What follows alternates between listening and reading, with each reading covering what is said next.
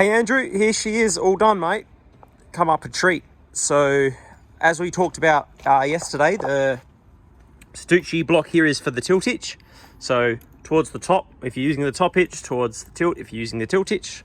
This is auxiliary 1, so the 140 litres per minute. That's the first hose, and the other hose is on the other side.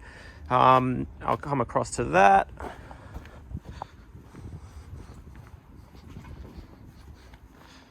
So that's the second hose, and then this is your case drain line.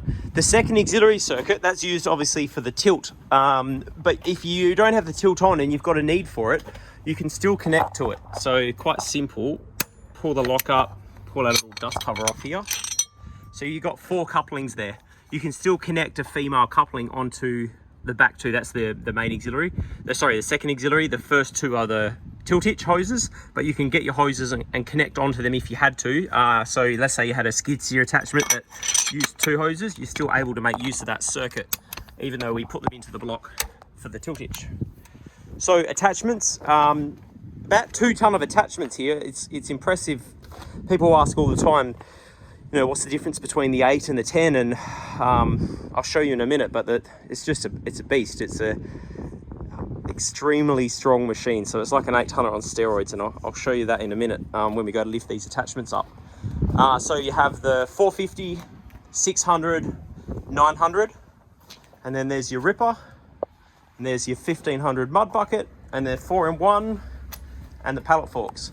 So the 4-in-1 has a 200 by 20 bolt-on edge that's reversible. It uses 3/4 inch bolts. The 1500 mud bucket has a 150 by 16 with 5/8 bolts.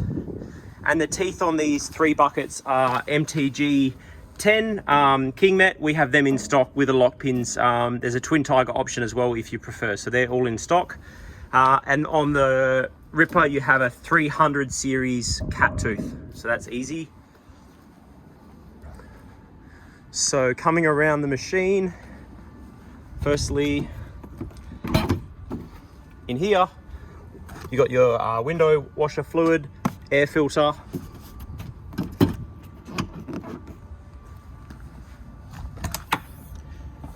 Then we've got the diesel tank there, cap there. No DPF, no AdBlue. Here's your fuel filters. Engine oil filter is down in there. Quite easy to get to everything. And then around in here, your batteries here in the front, battery isolator, radiator, coolant, hydraulic controlled fan. So tensioning the tracks, being brand new, the tracks will stretch in a little bit. It takes a little bit of time, maybe 50 to 100 hours to get them to really bed in. So check the tension on them every day. And if you do derail a track, you know, it's the same as an excavator or track loader to get it back on. But yeah, so if you check it each day, make sure you get your tension right. There is a gauge. It's just here. So go, no go, so minimum, maximum, and you really easily down here, just slide it between the roller and where it runs. If the first little bit goes in, it's not too tight, and if the second bit doesn't go in, then it's not too loose. So really simple way to make sure you get them tight. Don't run them too tight. You can create damage to the tracks really easily if you over tension them. The other thing on the tracks, when they're brand spanking new, straight out of the mold, these rails here have a bit of rubber on the inside still. So that can grip between the idler wheel and the rail and help drive it up.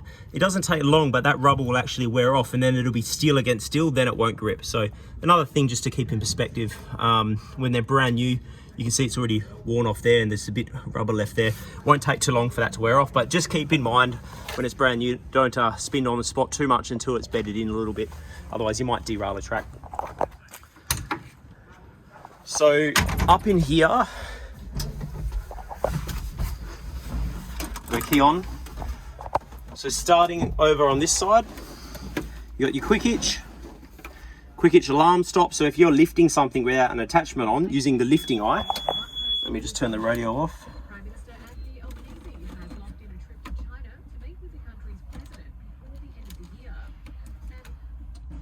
somehow. There we go. Got it, mate. So if you're lifting something with, you know, the lifting eye, which is on the back of the hitch there, then the alarm will be going off because it knows the attachment isn't attached correctly. So then you just need to hold down this for 3 seconds and that will stop the alarm. This is your bucket reverse switch. So in skid steer, you curl in and the bucket goes up that way. But when you are in excavator, you curl in and the bucket will come in the opposite way. So you're able to switch that on here. And then here we've got the automatic boom control. So I'll send you a link to a video that explains that better. So you'll get to learn it really easily with that video. Here we've got your second auxiliary slide switch. So that also is for your tilting. You can adjust the speed of the tilt hitch in the screen, and I'll show you that in a second. This button here switches between your tilt and your offset. So you press it, then you offset, press it again, and your tilt will work. 2-speed travel is under here. So rabbit and turtle. Obviously you've got your tracking. This third pedal here is for when you're in manual mode. So that's towards that direction. And you can control the middle piece of the boom with that pedal. Like a normal 2-piece boom excavator, but you'll find that this mode works a lot better. On this side, you've got your main auxiliary. Underneath, you've got your horn. And then on the top, this is your boom button. So you can see on here, when you press the button and hold it in, that green dot disappears. When you release it, it comes back. So that's an isolating button. So when you're in automatic mode and you're digging, you'll find that this joystick does the back cylinder. And then this joystick, like your dipper stick, does your dipper stick cylinder and the middle cylinder in coupling. And it makes it feel like a normal excavator. If you're in close and you want to lift straight up in the air, you make sure you get your main boom all the way back and then hold the button in and then lift it up, and then it'll isolate to this button. On here, we've got the screen. You've got your off, so this is just locked out controls. And then you've got your excavator mode, skid steer mode, engine start stop, aircon controls. In here, we can play with the settings like we're talking about the auxiliary flow. So we can press the knob down, go into our setting. And then if you want to do the tilt hitch speed, you need to push the knob across and select the left joystick. That's when you can turn it down from 100% down to maybe, let's say you want it at 50%. And then we just click the middle button down and it's saved. So that's that. On here, you've got auto idle, and then you've got window wiper, lights, flashing light, continuous flow switch, travel alarm, blade lever, radio, cup holder, of course, cigarette lighter point.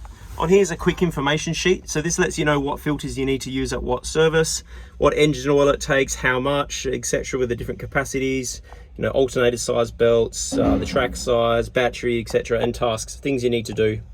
Make sure that they get done. So that just helps you really quickly. You got lifting charts, everything else there that you need. And then I'll show you, we got the filters that you wanted. So over here, these will be in the cab when they come over. So 1,000 hours worth of filters minus the 4 air filters which are here.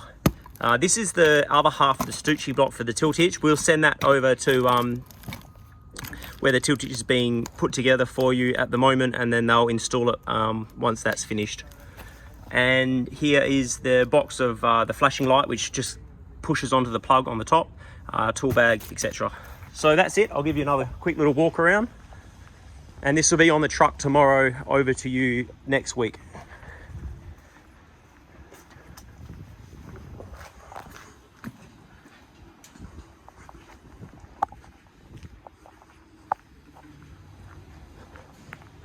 Okay, thanks Andrew.